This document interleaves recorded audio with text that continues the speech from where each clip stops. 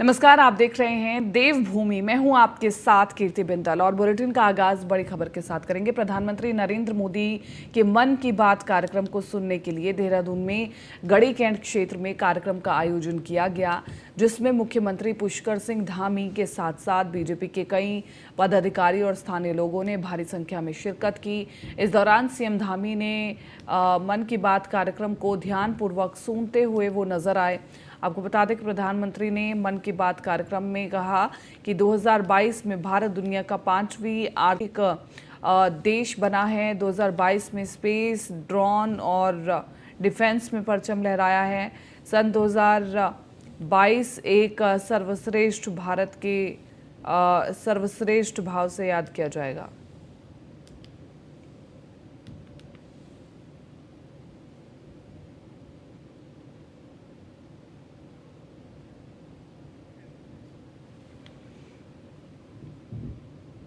और वहीं मन की बात कार्यक्रम के बाद मुख्यमंत्री पुष्कर धामी ने कहा कि प्रधानमंत्री नरेंद्र मोदी के मन की बात के कार्यक्रम से बेहतर काम करने के लिए प्रेरणा मिलती है।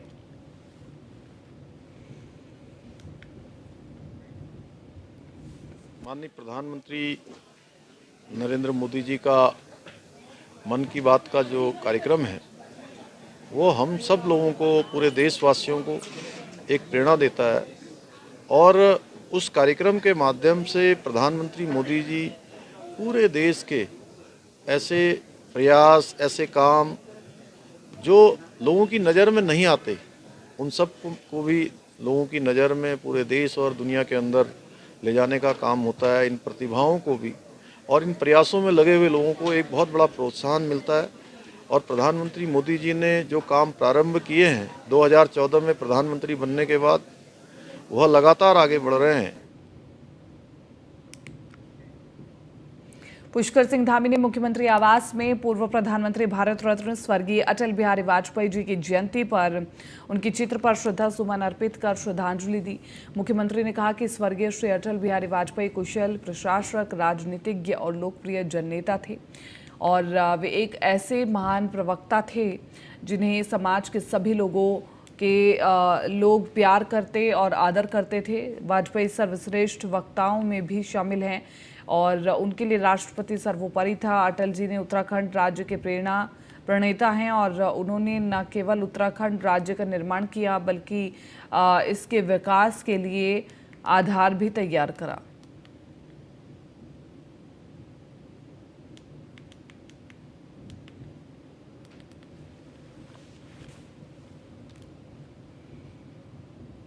मुख्यमंत्री पुष्कर सिंह धामी ने मुख्यमंत्री आवास में पेशावर कांड के नायक वीर चंद्र सिंह गढ़वाली की जयंती पर उनके चित्र पर श्रद्धा सुमन अर्पित कर श्रद्धांजलि दी।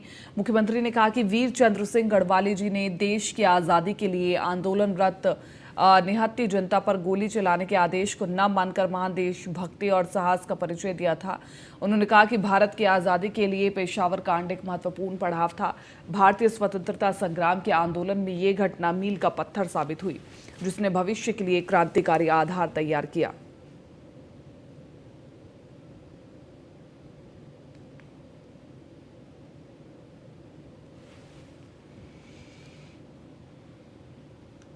देहरादून में सुशासन दिवस के अवसर पर मुख्यमंत्री उत्कृष्टता सुशासन पुरस्कार कार्यक्रम का आयोजन किया गया, जिसमें मुख्यमंत्री पुष्कर सिंह धामी ने प्रतिभाग किया। इस दौरान उत्कृष्टता क्षेत्र में कार्य करने वाले अधिकारियों को सम्मानित भी किया गया, साथ ही सम्मान पुरस्कार वितरित किया गया। आपको बता दें, उत्कृष्ट जिलाधिकारी पुरस्कार 2022 से 5 IAS सम्मानित किए गए, जिसमें जिलाधिकारी नैनीताल धीरज गर्ब्याल, हरिद्वार विनय शंकर पांडे, पौड़ी आशीष चौहान, रुद्रप्रयाग मयूर और दीक्षित चमौली हिमांशु खुराना शामिल है। वहीं राज्यपाल गुरमीत सिंह ने भी कार्यक्रम में शिरकत की।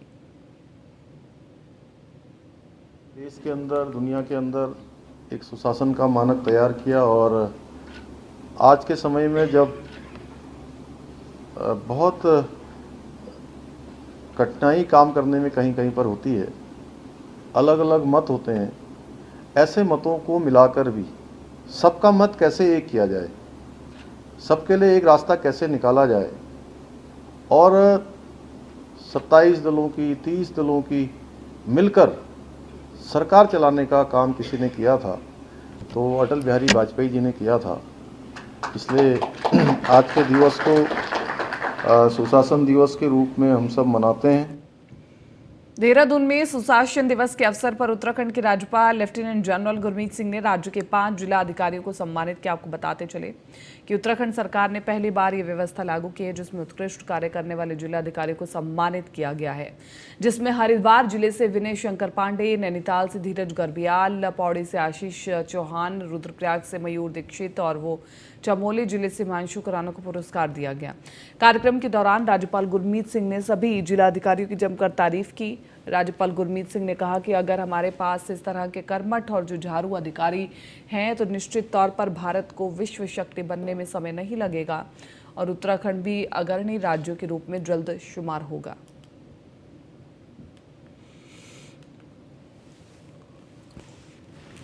तेरह डिस्ट्रिक्ट्स का भ्रमण किया, वहाँ पर रुक कर बहुत बारीकी से इनके काम को देखा है और 360 डिग्री स्पेक्ट्रम में देखा था। उसके बाद में इसको बहुत ही एक सुनिश्चित एक ऑर्गेनाइज तरीके से हर एक डीएम है उनका परफॉर्मेंस को नापा गया, मापदंड किया गया, उसको बारीकी से एनालाइज किया और उसके बाद ये जो 5 हमारे डीएम हैं इनके उत्कृष्ट कार्य के लिए उनको आज सम्मान। आज सुशासन दिवस के अवसर पर माननीय राज्यपाल महोदय के द्वारा हमें जो सम्मानित किया गया उसके लिए मैं शुक्रगुजार हूँ माननीय राज्यपाल महोदय का और सरकार का, और इससे जनता और लोक कल्याण से संबंधित कार्यों को करने की हमें प्रेरणा मिली। इससे जिलाधिकारी उत्तरकाशी और अब जिलाधिकारी रुद्रप्रयाग के पद पर रहते हुए दुर्गम क्षेत्रों में स्वास्थ्य सुविधाएं और शिक्षा सुविधाओं को बढ़ाने के लिए और साथ ही पर्यटन के क्षेत्र में भले वो साहसिक पर्यटन हो उत्तरकाशी में या फिर जो केदारनाथ धाम की जो यात्रा रही है 2022 की जिसमें रिकॉर्ड संख्या में श्रद्धालु आए हैं। हमारे चमोली के जनपदवासी हैं उनको जिनको फ़ायदा हुआ, तो ये जो हमारी डिस्ट्रिक्ट की टीम है जो विभिन्न विभागों में काम कर रही है, मेन काम उन्होंने किया, बट जो एक हमारी तरफ से एक कोऑर्डिनेटिंग रोल हमने जो समन्वयक का एक रोल निभाया और मैं सभी जो विभाग हैं जनपदवासी हैं जिनको योजनाओं का लाभ मिला और जिससे वे एक लाभान्वित हो सके, सभी को मैं बधाई देना।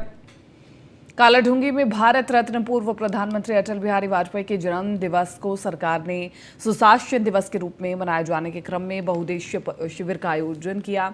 रामलीला मैदान में लगाए गए इस शिविर का शुभारंभ विधायक बंशीधर भगत ने किया और इस शिविर में महत्वपूर्ण विभागों के स्टॉल लगाए गए जिसमें दूर दराज से आए लोगों ने पहुंचकर अपनी समस्याओं को रखा और स्वास्थ्य शिविर में अपनी जांच भी कराई। इस दौरान समाज कल्याण विभाग, खाद्य आपूर्ति विभाग, स्थानीय प्रशासन सहित कई विभागों ने अपने स्टॉल लगाए और इस मौके पर पहुंचे पदाधिकारियों की समस्याओं को भी सुना गया। विधायक बंशीधर भगत ने बताया कि शिविर में फरियादी दूर दूर से आकर लाभ ले रहे हैं।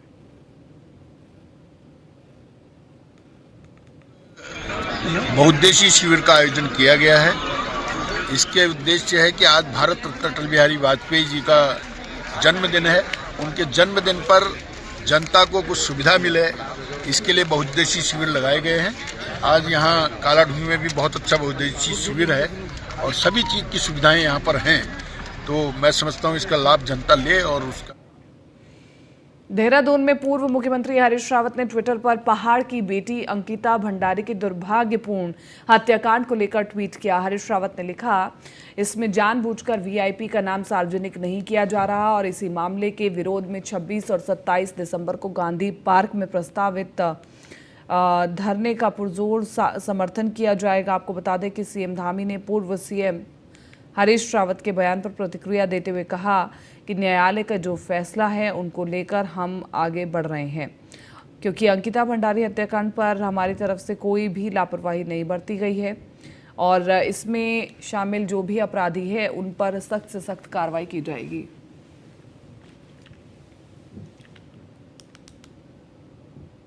स्पष्ट रूप से माननीय न्यायालय का आदेश आया है, माननीय न्यायालय ने उस पर फैसला दिया है और उस फैसले के अनुरूप हम लोग लगातार आगे बढ़ रहे हैं और अंकिता भंडारी कांड में हमारी तरफ से 1% भी कहीं कोताही नहीं बरती जाएगी। जो भी अपराधी हैं उनको सख्त से सख्त सजा मिले, उसकी चार्जशीट दाखिल हो गई है। रुड़की में मुख्यमंत्री पुष्कर सिंह धामी के निर्देश के बाद जगह जगह प्रशासनिक अधिकारियों ने कैंप लगाकर जन समस्याओं का समाधान किया है। और इसी कड़ी में भारापुर भौरी में जॉइंट मजिस्ट्रेट अभिनव शाह ने कैंप लगाकर कई गांव के लोगों की समस्याओं को सुना और इस मौके पर जॉइंट मजिस्ट्रेट के साथ कई विभागों के अधिकारी भी मौजूद रहे। जॉइंट मजिस्ट्रेट ने सभी ग्रामीणों की समस्याओं को गंभीरता से लेते हुए संबंधित अधिकारियों को जल्द से जल्द निवारण करने का निर्देश दिया है। और वहीं अधिकतर राशन कार्ड को लेकर परेशानी सामने आ रही है। इस बारे में जॉइंट मजिस्ट्रेट ने मौके पर ही खाद्य आपूर्ति विभाग के अधिकारियों को समस्या का निवारण करने के आदेश दिए।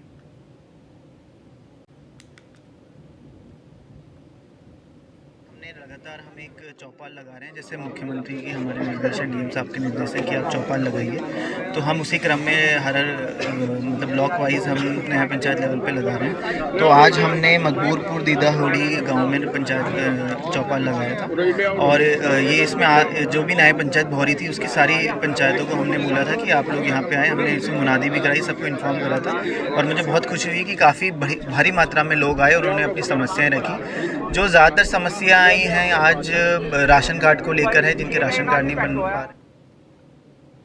अल्मोड़ा तहसील को पुराने कलेक्ट्रेट में वापस लाने की मांग को लेकर जिला व्यापार मंडल 26 दिसंबर को बाजार बंद का ऐलान कर दिया गया है। बाजार बंद को सफल बनाने के लिए व्यापार मंडल ने बैठक आयोजित की है, जिसमें छात्र संघ ने भी इस बंद का समर्थन किया है। वहीं अध्यक्ष ने कहा कि आहूत बंद को सफल बनाने के लिए सभी संगठनों ने अपना समर्थन दिया है। जिस तरीके से तहसील को 8 किलोमीटर दूर ले जाया गया है, उस ऐतिहासिक तहसील को वापस मल्ला महल में स्थापित किया जाए। उन कानों को खोलने के लिए आज हमने इस बंद का आह्वान किया है। इस बंद में चाहे टैक्सी यूनियन हो, चाहे मॉल हो, चाहे फड़ हो, चाहे सभी सामाजिक संगठन है, सब ने हमारा साथ दिया है। और मैं छात्र संघ को पुनः बधाइयाँ दूंगा। आज जो हमारी एक बैठक थी, सभी छात्र संघ के पदाधिकारी इसमें आए हैं और इन्होंने भी हमें भरपूर सहयोग का आश्वासन दिया।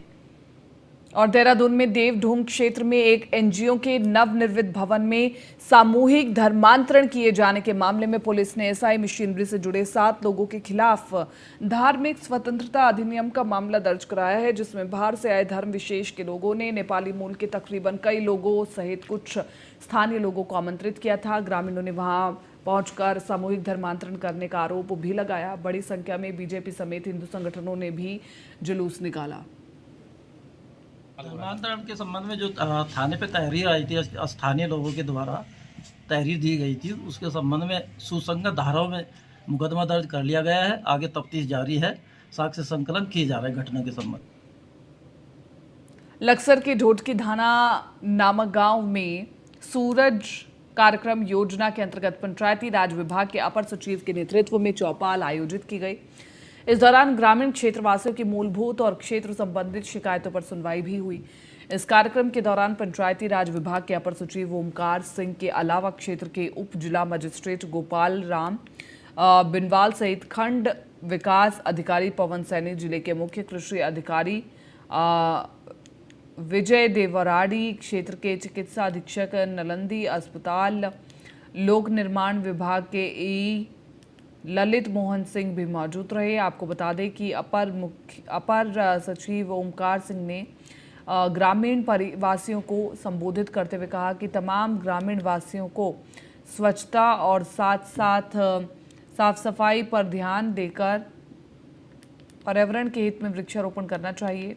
सब्जियां खरीदने की जगह उनका पूर्ण कुदरती गुणवत्ता के साथ उत्पादन गांव में ही करें। और इस दौरान ग्रामीण क्षेत्रों में तालाब के विस्तारीकरण और 5 खाद्य आपूर्ति विभाग संबंधित कुछ समस्याओं का भी मुद्दा उठाया गया, जिस पर अधिकारियों को शीघ्र निस्तारण था कि निर्देश जारी कर दिया गया है।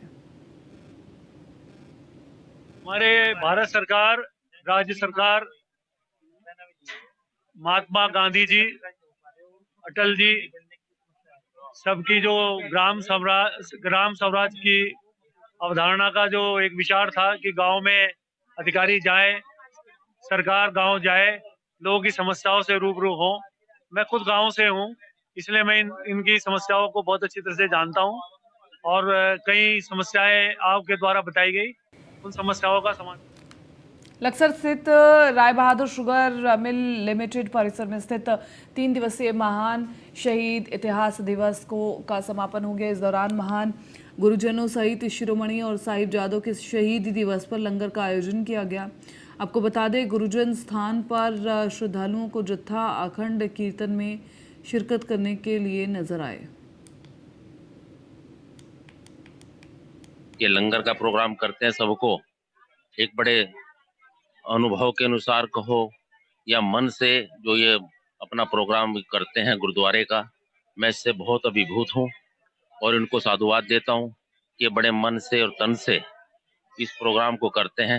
कि ये साहिबजादा अजीत सिंह सेवा सोसाइटी और समस्त साध संगत के सहयोग से जो पिछले 19 सालों से साहिबजादों के द्वारा, गुरु गोविंद सिंह पातशाह जी के साहिबजादों के द्वारा और उनकी माता जी के द्वारा जो देश के लिए, सनातन धर्म की रक्षा के लिए जो कुर्बानियां दी गई, उसको याद करना हमारा फर्ज ही नहीं, हमारा धर्म भी बनता है।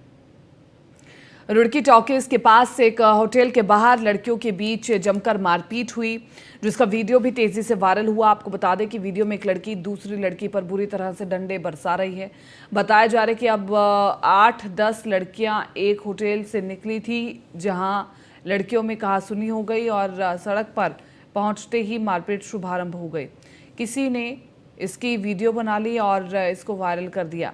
वहीं मौके पर भिड़े जमा हो जाती है और जिस पर लड़कियों को वहां से एक दूसरे को धमकी देते हुए निकल जाती हैं। फिलहाल सिविल लाइन कोतवाली प्रभारी देवेंद्र चौहान का कहना है कि तहरीर मिलती कहाँ है तो करवाई जाए।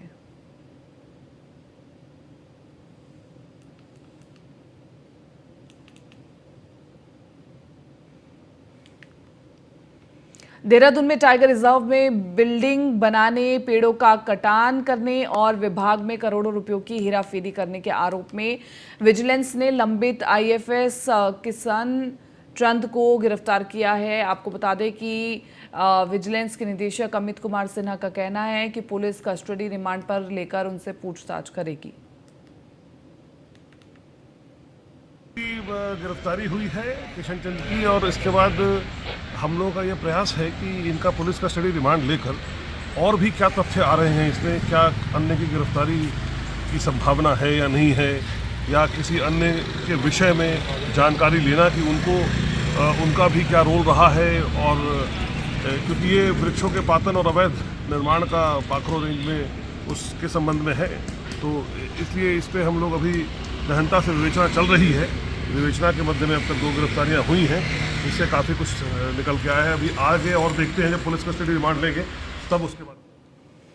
देहरादून में जमीनों के फर्जी कागज तैयार कर जमीन बेचने के मामले में फरार 25,000 के इनामी को पुलिस ने गिरफ्तार कर लिया। आपको बता दें, आरोपियों ने आमवाला और बड़ोवाला स्थित जमीनों के फर्जी कागजात तैयार किए थे, जिसकी एवज में करीब 1,73 लाख रुपए लोगों के लिए गए थे, जिसके बाद से आरोपी फरार चल रहा है और पकड़े गए आरोपी जितेंद्र पर इसके अलावा हत्या करने की साजिश सहित 8 मुकदमे भी दर्ज हैं। अलग अलग मामलों में दर्ज हैं। जिले में मामलों में आरोपी फरार चल रहा था। दून पुलिस ने थाने आरोपी जितेंद्र को ईसी रोड देहरादून से गिरफ्तार कर लिया।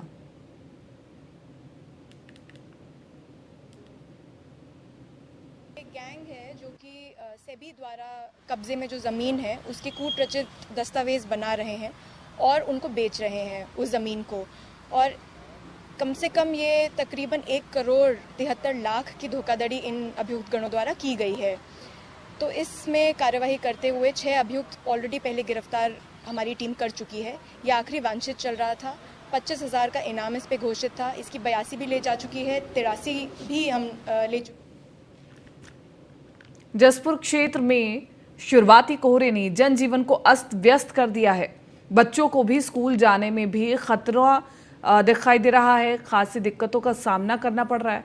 वहीं छोटे बच्चों से लेकर कर्मचारियों और राहगीरों को भी आने जाने में परेशानियों का सामना करना पड़ रहा है। वहीं लोगों का कहना है कि सरकार द्वारा किसी भी प्रकार का अलाव मुहैया नहीं कराया गया है। लोगों ने प्रशासन से अलाव मुहैया कराने की भी मांग की है।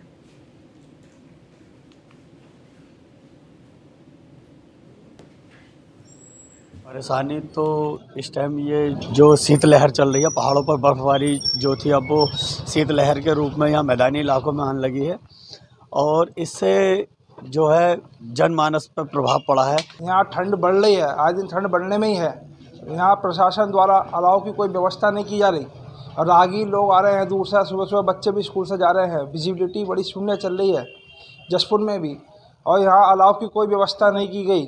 ठंड का प्रभाव काफ़ी ज़्यादा बढ़ चुका है। प्रशासन की तरफ से अभी कोई अलाव की व्यवस्था नहीं की गई है, क्योंकि 2-4 दिन से लगातार ठंड बढ़ने में आ रही है। और ये देखा जा रहा है कि लकड़ी मंडी भी बंद है पूरी, और भी मार्केट सब बंद पड़ी है। परेशानी मसूरी में अग्रसेन मंदिर पर तुलसी दिवस के अवसर पर पूजन का कार्यक्रम कराया गया, जिसमें बड़ी संख्या में अग्रवाल महासभा के सदस्य और स्थानीय लोगों ने प्रतिभाग किया। तुलसी की पूजा की, अर्चना कर आशीर्वाद लिया, एक दूसरे को मिठाई भी वितरित की। और ये मसूरी के इतिहास में पहली बार हुआ है जब तुलसी की पूजा सार्वजनिक तौर पर की गई है। पूर्व अध्यक्ष रेनू अग्रवाल ने कहा कि सनातन धर्म में तुलसी का विशेष महत्व है, इसके लिए घर पर रोजाना सुबह शाम तुलसी के पौधों की उपासना की जाती है। अभी कुछ दिन पहले एक प्लान इस तरह का सोचा था कि हम कुछ इस तरह का करें जो कि पहले किसी ने ना सोचा हो। हर चीज़ हम कुछ इस तरह की नहीं सोचते हैं कि अपने जो धर्म के प्रति जो जागरूकता फैलाने का काम करने के लिए। अभी कुछ दिन पहले हमने एक पितृ विसर्जन का कार्यक्रम किया था। वो कार्यक्रम भी हमने यही सोच लेके किया था कि हम अपनी आने वाली पीढ़ी को इसके बारे में जागरूक कर सकें कि कैसे हम अपने पितरों के पूजन के लिए हम आगे काम कर सकते हैं। इसी तरह से हमने ये जो तुलसी दिवस का कार्यक्रम किया है, ये भी इसीलिए किया है। तुलसी दिवस मनाने का एक उद्देश्य ये था कि तुलसी का एक जो पौधा होता है वो सिर्फ पौधा ही नहीं, वो हमारी माता के रूप में माना जाता है, पूजन किया जाता है।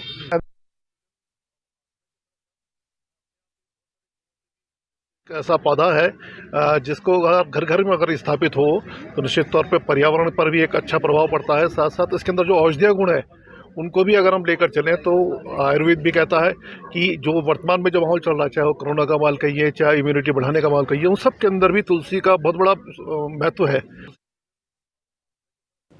अल्मोड़ा के ऐतिहासिक बर्डन मेमोरियल चर्च में क्रिसमस का पर्व मनाया जा रहा है और इस मौके पर प्रार्थना सभा का आयोजन किया गया। ये बड़ी संख्या में चर्च में बच्चों, युवाओं ने पहुंचकर ईसा मसीह के साथ ईसा मसीह को याद किया। सुबह ईसाई समुदाय के लोगों ने प्रभु यीशु को नमन किया। जाति के कल्याण की कामना भी की गई। ईसाई समुदाय के लोगों ने यीशु मसीह की ओर से शांति और मानव जाति के कल्याण के लिए किए गए कार्यों और बलिदान को याद किया है। प्रार्थना से पूर्व कैरल सिंगिंग और की गई। आपको बता दें कि अल्मोड़ा का बर्डन क्षेत्र है ये, जहां पर मेमोरियल मॉर्थी फेस्ट चर्चा काफ़ी है क्योंकि ऐतिहासिक मंच रहा है ये। पादरी रहे रेवरेंड JN बर्डन, जिन्होंने शिक्षा की अलग जगाई थी, उनकी याद में साल 1897 में इस साल का निर्माण किया गया था। बर्डन मेमोरियल चर्च बेजोड़ वास्तुकला के लिए प्रसिद्ध है और ये चर्च के बीचों बीच स्थित है। क्रिसमस के चर्च का आकर्षक रूप से सजाया गया है।